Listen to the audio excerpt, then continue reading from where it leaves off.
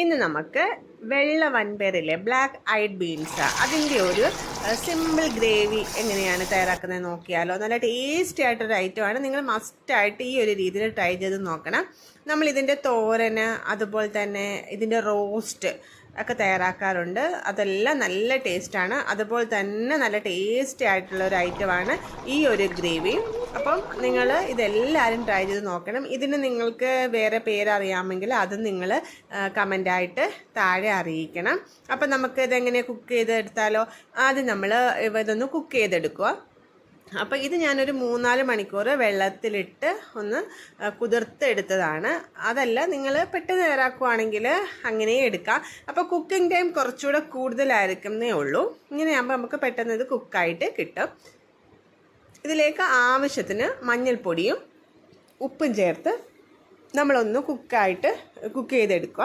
അതിന് ശേഷം നമ്മൾ ഇതിൽ വേറൊരു കുക്കിംഗ് പാനിലേക്ക് ഇത് മാറ്റി അതിലേക്ക് നമ്മൾ ആവശ്യത്തിന് തക്കാളി, പുളിക്ക് വേണ്ട തക്കാളി കൂടി ചേർത്ത് കൊടുക്കുക.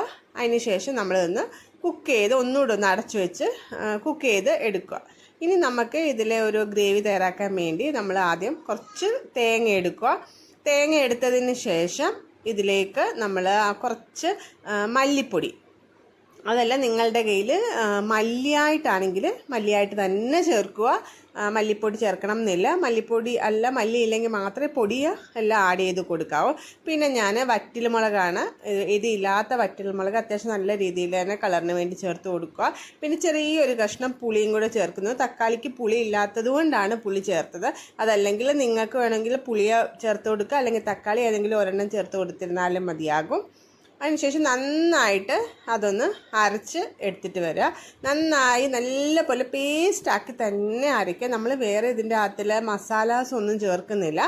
ഇത് ഇത്രയും നല്ല രീതിയിൽ ഒന്ന് ചേർത്ത് നന്നായിട്ടൊന്ന് മിക്സ് ചെയ്ത് കൊടുത്ത് അതൊന്ന് ആ ഒരു തേങ്ങയൊക്കെ ചേർത്ത് അത്യാവശ്യം നല്ല രീതിയിലൊന്ന് കുക്കാക്കി എടുക്കുക. അതിനുശേഷം നമ്മൾ ഇതിലേക്ക് കടുക് താളിച്ചൊഴിക്കുന്നത്. അതിന് നമ്മൾ വെളിച്ചെണ്ണ തന്നെ എടുക്കുക. വെളിച്ചെണ്ണ ഇല്ലെങ്കിൽ മാത്രമേ വേറെ എടുക്കാവൂ. പിന്നെ ആവശ്യത്തിന് വെളുത്തുള്ളി കുറച്ച് ഏറെ തന്നെ എടുക്കുക. അത് ചതച്ച് പേസ്റ്റാക്കുകയോ അരിഞ്ഞോ ഒന്നും ചേർക്കരുത്.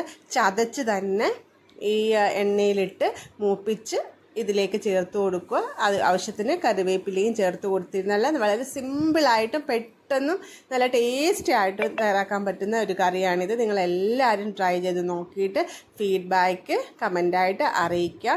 അതുപോലെ തന്നെ വെളിച്ചെണ്ണ ഉണ്ടെങ്കിൽ വെളിച്ചെണ്ണയിൽ തന്നെ ഇച്ചിരി ഏറെ വെളുത്തുള്ളി എടുത്ത് തന്നെ അത് ആഡ് ചെയ്യാൻ നിങ്ങൾ നോക്കണം. അപ്പോൾ എല്ലാവരും ട്രൈ ചെയ്ത് നോക്കുക. നിങ്ങൾക്ക് എല്ലാവർക്കും തീർച്ചയായിട്ടും ഇഷ്ടപ്പെടും.